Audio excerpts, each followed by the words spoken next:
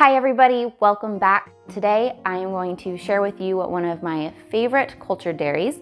It is the Pima culture, and it is the easiest cultured dairy you'll ever make because it is a Mesophelic culture, which means it cultures at room temperature. You don't have to heat anything or maintain really specific temperatures. It's super easy. So let me show you how.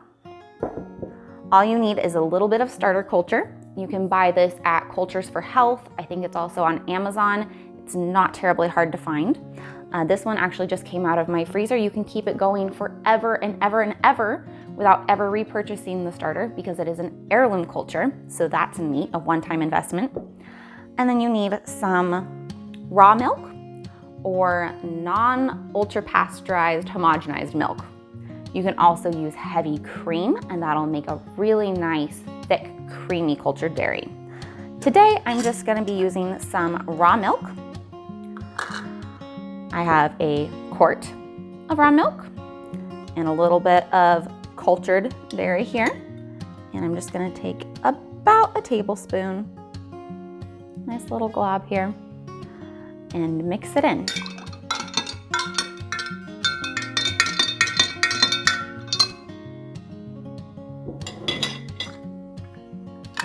I'm gonna cover it just loosely. It doesn't need to be a tight lid.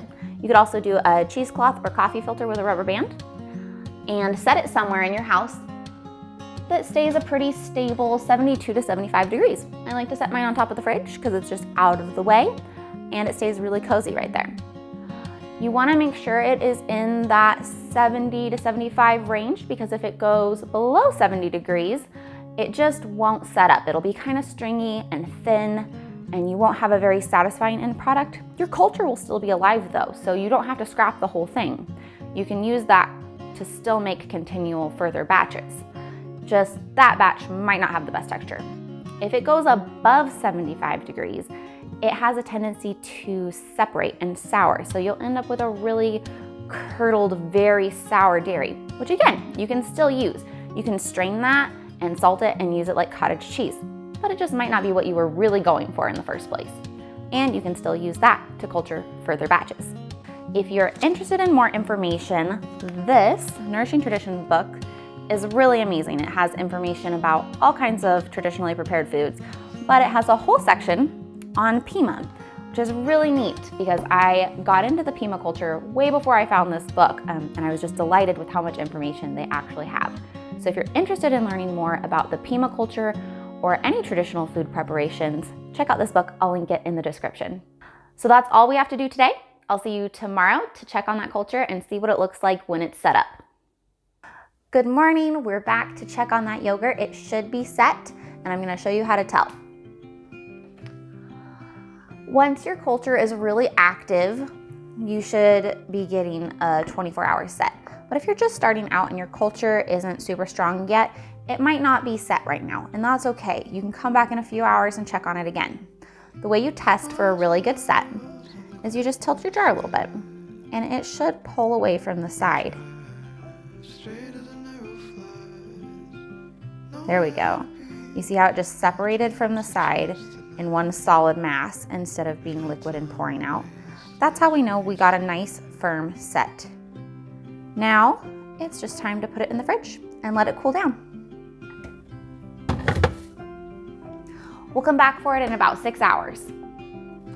One of the simplest ways to enjoy your Pima culture is just like you would yogurt. Top it with a little homemade jam, a little granola, and you have a perfect breakfast. Also, you can drink it like kefir. Put a little bit in a cup, maybe with one of those little wire smoothie shaker things, a little jam again, or some cocoa powder, a little maple syrup, shake it up really good, and you have a really delicious and nourishing fermented drink. Another way you can use it is to culture condiments. One of our favorite condiments is ketchup, and we've been making a lacto-fermented version for a little over a year now. It's one of our favorites, and I do have a recipe up for that. In the recipe video that I have posted, I use apple cider vinegar, but you could also use your Pima culture or the whey from it to make a really delicious fermented ketchup, barbecue sauce, or even fermented fruit spread.